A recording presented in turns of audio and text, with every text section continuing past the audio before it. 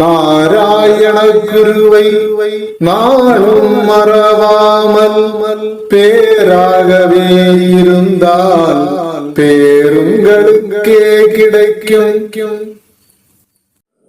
கண்ணுக்குள் மணியாய் நின்ற காரண குருவே ஞான பின்னுக்குள் எவர்க்கும் வேத வெளிச்சுடரான மூர்த்தி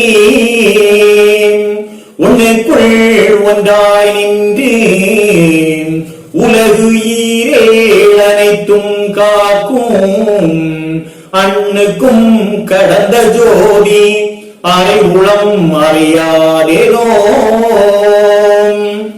எல்லாம் வல்ல எல்லாமுமாகிய ஐயாவின் திருப்பாதம் பணிந்து அன்புக்கொடி மக்களாகிய உங்கள் அனைவருக்கும் எனது முதற்கண் வணக்கத்தை தெரிவித்துக் கொண்டு ஐயாவின் அம்மைமார் திருக்கல்யாண திரியேட்டில் வரக்கூடிய சிறப்பு வாய்ந்த பகுதிகளை பற்றி உங்களுடன் சில கருத்துக்களை பகிர்ந்து கொள்ளலாம் என நினைக்கிறேன்.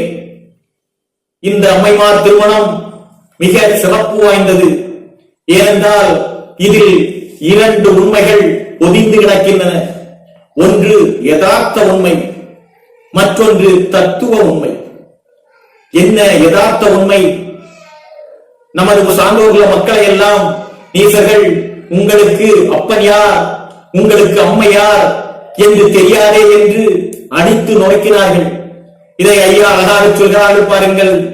அப்பன் நான் இருக்க அவர் அம்மை நீ இருக்க, அப்பன் நம்மை இல்லை என்று அடிக்கிறான் நீசனெல்லாம். தெய்வகன்யர் தவம் நிறைவேற்றக்கூடிய இடத்தில் ஐயா அம்மைமார்களை பற்றி சொல்கிறார்கள். அப்பன் நான் இருக்கிறேன், அம்மைமார்கள் நீங்கள் இருக்கிறீர்கள். ஆனால் நமது மக்களாகிய சான்றோர்களை எல்லாம் நீசனானவன் உங்களுக்கு அப்பன் யார் அம்மை யார் என்று தெரியாது என்று அடிக்கிறானே. இதையெல்லாம் எப்படி நாம் இங்கே பார்த்துக் கொண்டிருக்கிறது என்பதை சொல்கிறார்கள். ஆம், நம்மை உங்களுக்கு என்ன கோத்திரம் என்று தெரியாதவர்கள் என்று அங்கே சொல்கிறார்கள். நமதுடைய கோத்திரத்தை சான்றோர்களுடைய பிறப்பின் மூலத்தை சொல்லக்கூடியதுதான் இந்த திருக்கல்யாண திரியேடு வாசிப்பு. இந்த நிலையில் அழகாக ஐயா சொல்வார்கள் பாருங்கள். கோத்திரத்து சான்றோர்கள் நம்முடைய குடும்பத்தார்கள் நன்றாய் தழைத்து வாழ படிப்பில் சொல்வார்கள். கோத்திரத்து சான்றோர்கள் நாம், நமக்கு என்ன கோத்திரம் என்பதை அறிய செய்தது இந்த அம்மைமார் திருமணம். இது யதார்த்த உண்மை.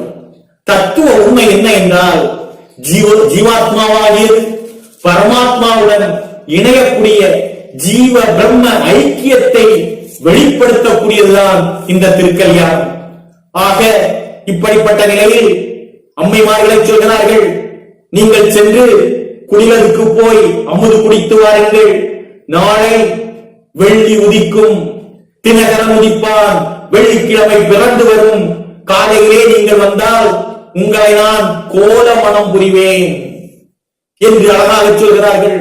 சொன்னவுடன் அம்மைமார்கள் எல்லாம் அங்கே செல்கிறார்கள். சென்றவுடன் ஐயா உடனடியாக வருணனுக்கும் வாயுவுக்கும் மானசீகமாக ஓலை அனுப்புகிறார்கள். அது மட்டுமல்லாமல் தேவர்களிடத்தில் உள்ள தேவர்களுக்கெல்லாம் அதை ஓலையாக அங்கே சொல்ல உடனடியாக தேவர்கள் எல்லாம் வருகிறார்கள். வந்து எப்படி வருகிறார்கள்? அரூபியாக வருகிறார்கள். மேகத்திலே வந்து நிற்பது போன்று அங்கே வருகிறார்கள். யாரெல்லாம் வருகிறார்கள்?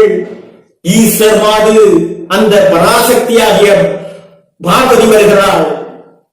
அது மட்டுமல்லாமல் கணபதி வருகிறார், நான்முகன் வருகிறார், சரஸ்வதி வருகிறார், தேவ ரிஷியான பிரகஸ்பதி வருகிறார். இவ்வாறு அனைவரும் அங்கே அழகாக மேலோகத்தில், அந்த மேலோகத்தில் இருக்கக்கூடிய அனைவரும் வந்து மேகந்தனில் அரூபியாக அங்கே நின்று கொண்டிருக்கிறார்கள். மேலோகத்தில் இருக்கக்கூடிய தேவர்கள் எல்லாம் தம்மானத்தை முழக்க முடிகிறார்கள். அந்த நேரத்தில் வாயுவானவன் அங்கே தென்றலாக வீசிக்கொண்டிருக்கிறான். வர்ணனானவன் பூ போல மழையை அங்கே பொழிந்து கொண்டிருக்கிறான். அங்கே இருக்கக்கூடிய பெண்கள் எல்லாம் குரவையிடுகிறார்கள். அந்த குரவை ஒலியில் பக்கத்தில் அங்கே இருக்கக்கூடிய யமனானவன் அந்த இடத்தை விட்டு அப்படியே அகன்று சென்று விடுகிறான். குரவை ஒலி எங்கே கேட்கிறதோ அங்கே யமன் இருக்க மாட்டான். அப்படிப்பட்ட சிறந்த ஒரு ஒலிதான் குரவை ஒலி. யமன் மாறுகிறான். மாறினவுடனே தேவர்கள் எல்லாம் ஐயா நாராயணருக்கும் மேல் முகில் மாதர்களான நமது அம்மைமாருக்கும் திருமணம் என்று அழகான ஒரு விண்ணலோக பந்தலை அங்கே இடுகிறார்கள். மேலோக பந்தலை இடுகிறார்கள். மேல் முகில் மாதிரி என்று அங்கே அழகாக சொல்கிறார் ஐயா. ஏன் அம்மைமாரை மேல் முகில் மாதிரி என்று அங்கே சொல்லப்படுகிறது என்றால், மழையானது மேகமானது நமக்காக கருணை மழை பொழியக்கூடியது. அதே போன்றுதான் அம்மைமார்கள் எல்லாம் நமக்கு கருணையை பொழியக்கூடியவர்கள். இப்படிப்பட்ட ஐயாவுக்கும் அம்மைமாருக்கும் திருமணம் என்று அந்த பந்தலை அங்கே சிறப்பிக்கிறார்கள். அந்த பந்தலை விண்ணோர்கள் எல்லாம் எப்படி சிறப்பிக்கிறார்கள் தெரியுமா? பந்தலுக்கு நமனாதி காலதாக பக்கம் 15 வளை பரப்பதாக சந்தமுடன் மேல் கட்டி மறையதாக சாருமேல் மேய்ந்ததுமே சமயமாக அந்த முறை சூரியனும் விளக்கதாக அலங்கிருதம் வானக்காயதுவேயாக சொந்தமுள்ள சிவமதுவே வீடமாக தேவரெல்லாம் செய்து பந்தல் சிறப்பித்தாரே. அந்த பந்தலுக்கு எதனை காலாக நடுகிறார்கள் என்றால் நமநாதிகளை காலாக நடுகிறார்கள். நமநாதிகள் என்றால் திக்கு பாலகர்களான யமன், நிருதி, வருணன், வாயு, குபேரன், ஈசானன், இந்திரன், அக்கினி ஆகிய திக்கு பாலகர்களை எல்லாம் காலாக அங்கே நிறுத்துகிறார்கள். அதற்கு மேலாக வளையாக எதை வைக்கிறார்கள் என்றால் 15 திரிகளையும் வைக்கிறார்கள். அந்த பந்தலுக்கு மேற்கட்டியாக ரிக், யஜூர், சாம், அதவனம் ஆகிய 4 வேதங்களையும் அப்படியே மேற்கட்டியாக கட்டுகிறார்கள். அதற்கு மேல் கூரையாக சமயத்தை வைக்கிறார்கள். அந்த பந்தலுக்கு விளக்காக எதை வைக்கிறார்கள் என்றால் சூரியனை வைக்கிறார்கள். உலகத்துக்கே ஒளி தரக்கூடிய ஒரே விளக்கான அந்த விளக்கை, அணையாத விளக்கை அங்கே அந்த பந்தலுக்கு சூரியனை விளக்காக வைக்கிறார்கள். அது மட்டும் போதுமா? பந்தலை அலங்கரிக்க வேண்டுமல்லா, அதற்காக நட்சத்திரங்களை அலங்காரமாக அங்கே தொங்க விடுகிறார்கள். இப்படி சிறப்பான ஒரு பந்தலை அமைக்கிறார்கள் ஐயா நாராயணர் திருமணத்திற்காக. ஐயா நாராயணரும் அம்மைமாரும் அங்கே அமர வேண்டும் அல்லவா, அதற்கு ஒரு பீடத்தை அமைக்க வேண்டும் அல்லவா என்று நினைத்து ஐயா நாராயணர் அமரக்கூடியவர்களாக சிவத்தை பீடமாக வைக்கிறார்கள். நாம் இங்கே ஒரு செய்தியை நாம் சிந்திக்க வேண்டும். பீடமாக சிவத்தை வைக்கிறார்கள். ஏன் வைத்தார்கள் சிவத்தை? ஐயா நாராயணர் எப்படிப்பட்டவர்? பேராற்றல் மிக்கவர். ஒரே அடியில் இந்த உலகத்தை ஆண்டவர், அடுத்த அடியில் வானலோகத்தை ஆண்டவர், அடுத்த அடியில் மாவரியை பாதாள லோகத்துக்கு அங்கே அரசாட்சி புரிய வைத்தவர். இப்படிப்பட்ட பேராற்றல் மிக்க ஐயா நாராயணரை தாங்கக்கூடிய சக்தி சிவத்துக்கு மட்டும்தான் உண்டு. ஆகவேத்தான் சிவத்தை பீடமாக அமைக்கிறார்கள்.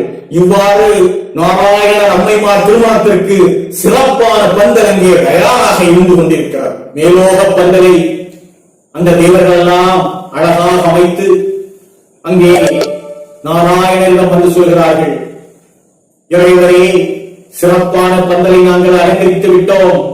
அங்கே சிறப்பான பந்தலை உருவாக்கி உங்களுக்காக சிறப்பாக அங்கே அலங்கரித்துக் கொண்டு விட்டோம். அடுத்ததாக நாங்கள் என்ன வேலை செய்ய வேண்டும் என்று அங்கே சொல்கிறார்கள். சொன்ன உடனே ஐயா நாராயணர் சொல்கிறார், நீங்கள் எல்லாம் வரக்கூடியவர்கள் எல்லாம் வரவேற்று அங்கே நின்று கொண்டிருங்கள் என்று சொல்லிவிட்டு ஐயா அம்மைமார் வருவதற்காக அங்கே சிந்திக்கிறார்கள். சிந்தித்த உடனே அம்மைமார்கள் எல்லாம் உடனடியாக வந்து நிற்கிறார்கள். வந்து நின்று என்ன கேட்கிறார்கள் தெரியுமா? உடனடியாக வந்த உடனே அவர்கள் எங்களை திருமணம் புரியுங்கள் என்று சொல்லவில்லை. எங்களுடைய பிள்ளைகளை தாருங்கள். எப்படி தர வேண்டும்? அவர்களோடு கிளைகளோடு எங்கள் பிள்ளைகளை தந்து அவர்களை குவியாக வைக்க வேண்டும் என்று கேட்கிறார்கள். எவ்வளவு பெரிய அற்புதமான கருத்து இதில் அமைந்திருக்கிறது பாருங்கள். அம்மைமார்களுக்கு எப்போதும் நம்முடைய பேரில் தான் அவர்களுக்கு அங்கே ஒரு நினைவாக இருந்து கொண்டிருக்கிறதே தவிர திருமணம் என்ற நினைவே இல்லை. எங்கள் பிள்ளைகளை எங்களுக்கு தந்து எங்களுடைய மக்களை எமதுடைய மக்களை அரசாக வைக்க வேண்டும் என்று கேட்கிறார்கள். ஐயா நாராயணன் உடனே நான் உங்களுக்கு உங்களுடைய மக்களை அப்படியே தருகிறேன், தந்து அவர்களை அரசாக வைப்பேன் என்று சொல்லிவிட்டு அதற்கு முன்னால உங்களை திருமணம் புரிய வேண்டும் என்றால் உங்களுடைய மக்களை எல்லாம் வரவழைங்கள். நான் இந்த சபையிலே உங்களுடைய மக்கள் எல்லாம் எனக்கு தரக்கூடிய சீதனமாக தரக்கூடிய பொன் காசு சொத்து எல்லாம் அங்கே சபையிலே பேச வேண்டும், பேசி நாம் திருமணத்தை முடிப்போம் என்று சொல்கிறார்கள். அம்மைமார்கள் எல்லாம் உடனே சொல்கிறார்கள், திருமணம் முடிந்தால் நாங்கள் இந்த கலியுகத்திலே கண்களாக அங்கே இருந்தோம் அல்லவா, பிறந்தோம் அல்லவா, அப்போது எங்களை எல்லாம் பாதுகாத்த மக்கள் எல்லாம் எங்களோடு தானே இருப்பார்கள் என்று அங்கே கேட்கிறார்கள். ஐயா நாராயணன் அதற்கு சொல்கிறார்கள், எல்லோரும் எல்லா மக்களும் நம்மளோடுதான் இருப்பார்கள். அது மட்டுமல்லாமல் புது மார்க்கம் ஒன்றை நான் உருவாக்கி நமது மக்களை எல்லாம் சேர்த்து நாம் எல்லோரும் சேர்ந்து இந்த புவியை ஆளலாம், தர்ம யுகத்தை ஆளலாம் என்று அங்கே சொல்கிறார்கள். உடனடியாக அம்மைமார்கள் உடனே சிந்தித்தவுடன் சான்றோர்கள் மக்கள் எல்லாம் அங்கே வருகிறார்கள். சான்றோர்கள் மக்கள் எல்லாம் எந்த வழியில் வந்து நிற்கிறார்கள்? அணங்கு வழி போல் வந்து நிற்கிறார்கள். சான்றோர்கள் மக்கள் எல்லாம் பெண் வழியினராக நிற்கிறார்கள். இங்கே மிக முக்கியமான ஒரு கருத்து அங்கே நாம் பார்க்க வேண்டும். ஐயா நாராயணர் மட்டும்தான் புருஷோத்தமன், ஆண், நாம் எல்லோரும் பெண்கள். அவன் மட்டும்தான் பரம்பொருள், நாம் அனைவரும் ஜீவாத்மாக்கள். ஆக சான்றோர்கள் மக்கள் நாம் எல்லோருமே அணங்கு வழியினர், அதாவது பெண் வழியினர், பெண்கள். நாம் அந்த புருஷோத்தமனை அடைய வேண்டும் என்பதற்காக அங்கே இந்த வாசகத்தை அழகான ஐயா நமக்கு தருகிறார்கள். உடனே மக்கள் எல்லாம் மக்களை பார்த்து கேட்கிறார்கள், மக்களே உங்கள் அம்மைமாரை நான் திருமணம் செய்ய வேண்டும் என்றால் நீங்கள் எனக்கு என்ன சீதனங்களை தருவீர்கள் என்று அங்கே ஐயா கேட்கிறார்கள். கேட்டவுடனே சான்றோர்கள் மக்கள் எல்லாம் நாங்கள் தரக்கூடிய சீதனங்கள் இருக்கட்டும், அதற்கு முன்பாக நீங்கள் எங்களுக்கு என்ன பரிசம் தருவீர்கள் என்று கேட்கிறார்கள். மணமகளை திருமணம் புரிவதற்கு திருமணத்திற்காக மணமகளுடைய பெற்றோர்கள் கொடுக்கக்கூடியது சீதனம். அந்த மணமகளை திருமணம் செய்வதற்காக மணமகன் கொடுக்கக்கூடியது பரிசம். ஆகவே சான்றோர்கள் மக்கள் எல்லாம் கேட்கிறார்கள், எங்களுக்கு நீங்கள் என்ன பரிசம் தருவீர்கள் என்று கேட்டவுடன் ஐயா நாராயணர் சொல்கிறார், நான் தரக்கூடிய பரிசம் எப்படிப்பட்டது தெரியுமா? சதாகோடி எண்ணம் இல்லாத தர்மயுகத்தை, பேரானந்தத்தை உங்களுக்கு தருவேன். நான் பொன் காசு ஒன்றும் தர வேண்டிய அவசியம் இல்லை. உங்களுக்கு எப்படிப்பட்ட பேரானந்தம், எண்ணங்களே இல்லாத பேரானந்தத்தை, அந்த தர்மயுக வாழ்வை உங்களுக்கு தருவேன், பரிசமாக தருவேன் என்று ஐயா அங்கே உரைக்கிறார்கள். இதையெல்லாம் கேட்டு சான்றோர்கள் மக்கள் மகிழ்ந்து அங்கே இருக்கிறார்கள். ஐயா சொன்னார்கள், சான்றோர் மக்களை பார்த்து, நான் உங்களுக்கு பரிசமாக எண்ணங்களே இல்லாத தர்மலோக வாழ்வை, தர்மயுக வாழ்வை உங்களுக்கு தருவேன் என்று சொன்னார்கள். சொன்னவுடனே சான்றோர்கள் மக்கள் எல்லாம் மிகுந்த சந்தோஷம் அடைந்தார்கள். உடனே ஐயா சொல்கிறார்கள், சரி, நான் தர்மயுக வாழ்வை தந்தால் நீங்கள் எனக்கு என்ன சொத்தை தருவீர்கள் என்று கேட்கிறார். கேட்டவுடனே சான்றோர்கள் மக்கள் எல்லாம் சொல்கிறார்கள், பாருங்கள், ஆண்டவரே இப்பதியும் தருவீரானால் யாமடியாராளுகின்ற வஸ்து எல்லாம் கூண்ட பண்டம் பொன்னுடைமை ஆடுமாடு குருபரனே யாங்கள் வரை உமக்கு சொந்தம் மீண்டடிமை முக்கானோ உமக்கு நாங்கள் விலையடிமையானோம் காண்பிரைய மாலே பாண்டவரை காத்த காத்து ரட்சி தாண்டார் போலே பாவையரும் மக்களும் உன் பக்கம் தானே.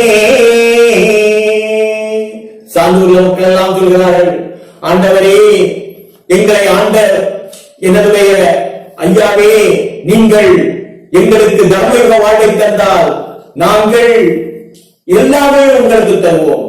நாங்கள் ஆண்ட பண்டம், ஆடு மாடு அனைத்துமே உங்களுக்கு தருவோம். அது மட்டுமல்லாமல் நாங்களே உங்களுக்கு முழு அடிமையாக மாறுகிறோம் ஐயா என்று அவர்கள் ஐயாவுடைய பாதத்தில் பூரண சரணாகதியாக இருந்தார்கள்.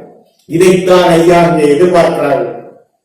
பக்தர்கள் எல்லாம், ஜீவாத்மாக்கள் எல்லாம் ஆண்டவனின் காலில் சரணாகதி அடைய வேண்டும். அப்போதுதான் நாம் இந்த தர்மயுக வாழ்வை பெற முடியும் என்பதை அழகாக சொல்கிறார்கள். இதுல ஒரு கருத்து அழகாக வருகிறது. பாண்டவனை காத்து ரட்சித்தார் போலே எங்களை ஆண்டு கொள்ளுங்கள் ஐயா என்று சான்றோர்கள் மக்கள் எல்லாம் சொல்கிறார்கள். எவ்வாறு ஐயா பாண்டவர்களை காத்து ரட்சித்தார்? பூரண சரணாகதியாக இந்த மக்களை காப்பதற்காக எந்த நிலைக்கும் இறைவன் செல்வார். பாரதப்போர் குருஷேத்திரத்திலே அங்கே நடந்து கொண்டிருக்கக்கூடிய சமயம், பாரதப்போர் தொடங்குவதற்கு முந்தைய நாள் கண்ணன் பாஞ்சாலியை கூப்பிடுகிறார். இரவு நேரம் பாஞ்சாலி வா என்று கூப்பிட்டு விட்டு அவளோடு சேர்ந்து பீஷ்மருடைய அந்த படை வீட்டுக்கு செல்கிறார். பாஞ்சாலியை அப்படியே அங்கே அந்த படை வீட்டுக்கு முன்னாலே நிறுத்திவிட்டு நீ உள்ளே செல் என்று அங்கே சொல்கிறார் கண்ணன். பாஞ்சாலி பார்க்கிறாள், அவள் காலிலே பாதரட்சி அணிந்திருக்கிறாள். அந்த பாதரட்சியை அப்படியே அதை படை வீட்டுக்கு அங்கே வெளியே காட்டி போட்டுவிட்டு உள்ளே போகிறார். உள்ளே போக அந்த நேரத்தில் பின்னாலே கண்ணன் நின்று கொண்டிருக்கிறான். கண்ணன் பார்க்கிறான், பாஞ்சாலியுடைய அந்த பாதரட்சியானது அங்கே கிடந்து வெளியே இருக்காது. இதை பார்த்தால் யாராவது இது நினைத்து விடுவார், யாரோ உள்ளே சென்று விட்டார் என்று நினைத்து விடுவார் என்று அப்படியே அந்த பாஞ்சாலியுடைய பாதரட்சையை அப்படியே அவன் கையிலே எடுத்துக்கொண்டு பின்னாலே செல்கிறான். பாஞ்சாலி உள்ளே செல்கிறாள். அந்த படை வீட்டிலே பீஷ்மர் அப்படியே தூங்கிக் கொண்டிருக்கிறார். போனவுடன் அவள் அப்படியே அவருடைய காலை தொட்டு வணங்குகிறார். பீஷ்மர் கண்வித்து பார்க்கிறார் பாஞ்சாலி. உடனே பீஷ்மர் சொல்கிறார், தீர்க்க சுமங்கலி பவ என்று சொல்கிறார். தீர்க்க சுமங்கலி பவ என்று சொன்ன உடனே பாஞ்சாலி அப்படியே நின்று கொண்டிருக்கிறார். கண்ணன், போதும், இது போதும், இதற்குத்தான் நான் உன்னை இங்கே கூட்டி வந்தேன். ஏனென்றால் யார் இந்த பீஷ்மர்? கங்கை மைந்தன், நைஷ்டிக பிரம்மச்சாரி. இவர் சொன்னது அப்படியே நடக்கும். உன்னுடைய கணவன்மாருடைய உயிர் தப்பித்தது என்று அங்கே சொல்கிறார். உன்னுடைய தாலி பாக்கியம் அங்கே காப்பாற்றப்பட்டு விட்டது. இனி வா என்று இப்படி அழைத்து வெளியே கொண்டு வரும்போது பாஞ்சாலி பார்க்கிறாள். கண்ணனுடைய கையில் பாஞ்சாலியுடைய செருப்பு அங்கே இருக்கிறது. ஐயோ அபச்சாரம் அபச்சாரம் என்று அங்கே குச்சிடுகிறார் பாஞ்சாலி. கண்ணன் அப்படியே அவளை நிறுத்திவிட்டு, ஒன்றுமல்ல, வா என்னோடு, உன்னுடைய தாலி பாக்கியம் இங்கே காக்கப்பட்டு விட்டது என்று அப்படியே கூட்டி வெளியிடுகிறார். இந்த நிகழ்ச்சியில் இருந்து தெரிகிறது பாருங்கள், நாம் பூரண சரணாகதி இறைவனை அடைந்தால் இறைவன் எந்த நிலைக்கும் செல்வார். இப்படிப்பட்ட ஒரு சிறந்த ஒரு நிகழ்ச்சியை நாம் இங்கே நாம் எண்ணி பார்க்க வேண்டும். பாண்டவரை காத்து ரட்சித்தார் போல எங்களையும் காக்க வேண்டும், பாவைவாரையும் காக்க வேண்டும் என்று அங்கே பூரண சரணாகதி அடைந்தவுடன், பதவாதே மக்களே, உங்களையும் உங்கள் குலங்களையும் நான் காத்து நிற்பேன் என்று அங்கே உறுதி கொடுக்கிறார்கள் ஐயா. அது மட்டுமல்லாமல் நான் உங்களுக்கு பரிசமாக கொடுத்ததும் நீங்கள் எனக்கு சீதனமாக தந்ததும் எந்தவித தவறுமே இல்லை.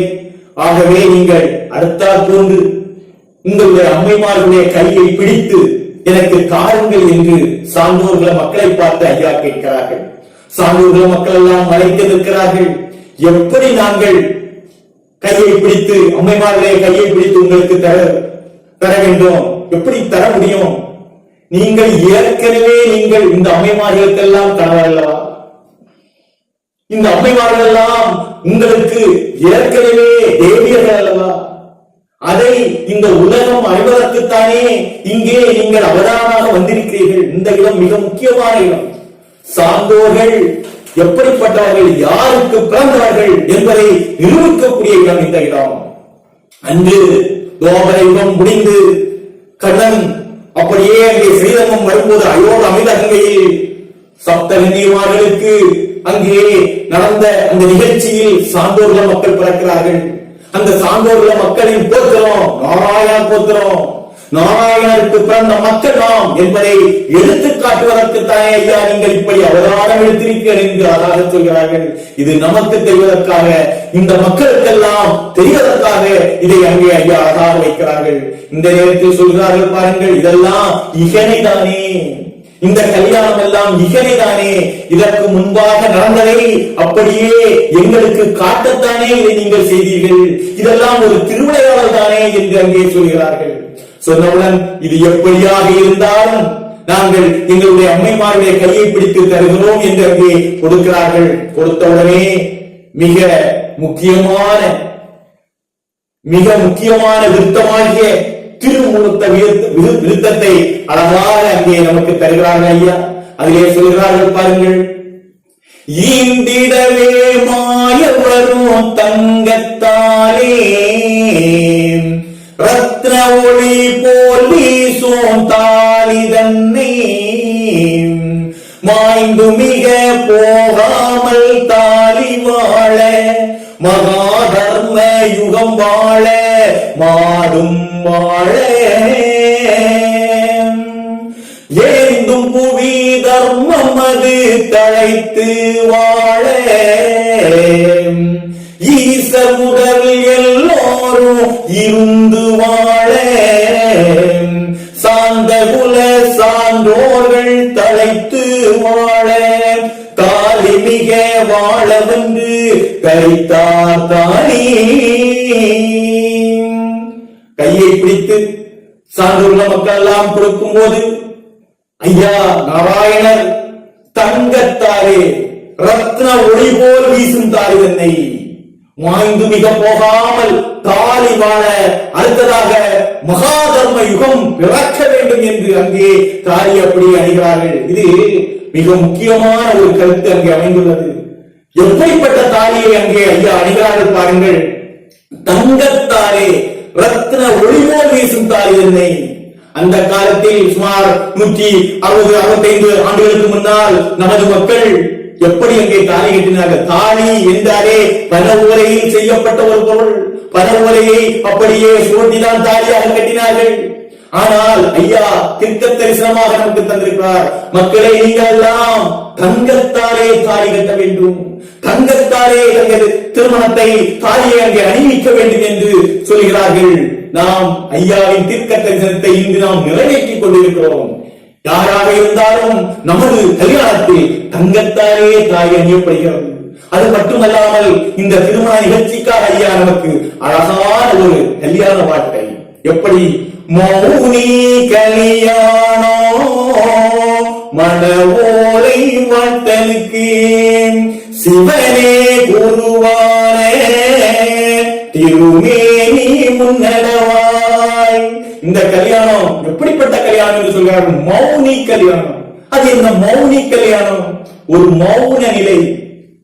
ராமாயணத்தில் ராமன் அங்கே வீதி வழியாக சென்று கொண்டிருக்கிறான்.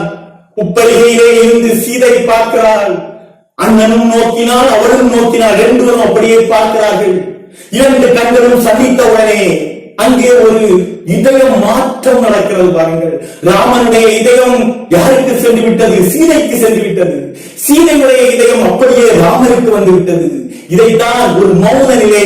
திருமணத்தின் போதும் மணமகனும் மணமகளும் வந்து அந்த மணமேடையில் அமர்ந்தவுடன் அந்த மௌனி கல்யாணம், அந்த கல்யாண நிகழ்ச்சியிலே மணமகனுடைய இதயம் மணமகளுக்கு செல்ல வேண்டும், மணமகளுடைய இதயம் மணமகனுக்கு செல்ல வேண்டும்.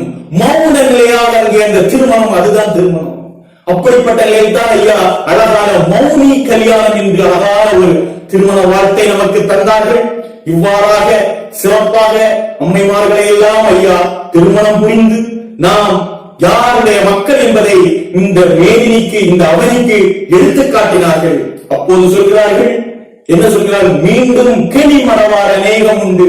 இந்த திருமணம் என்பதே பரமாத்மாவோடு ஜீவாத்மாக்கள் சேரக்கூடிய, இணையக்கூடிய ஒரு நிலைதான் திருமணம், வேற ஒன்றும் இல்லை. ஒரு இகனை திருமணம் இது. இறைவன், அதாவது ஐயா புருஷோத்தமன் ஆண், மக்கள் எல்லாரும் பெண்கள், நாம் எல்லோரும் பெண்கள். அந்த ஜீவாத்மாக்கள் எல்லாம் பெண்கள், பரமாத்மாவாகி அந்த ஐயா மட்டும்தான் புருஷோத்தமன். இந்த பெண்கள் எல்லாம் ஜீவாத்மாக்கள் எல்லாம் அந்த பரமாத்மாவோடு இணைய வேண்டும் என்ற நிகழ்ச்சியை காட்டுவதுதான் இந்த திருமணம்.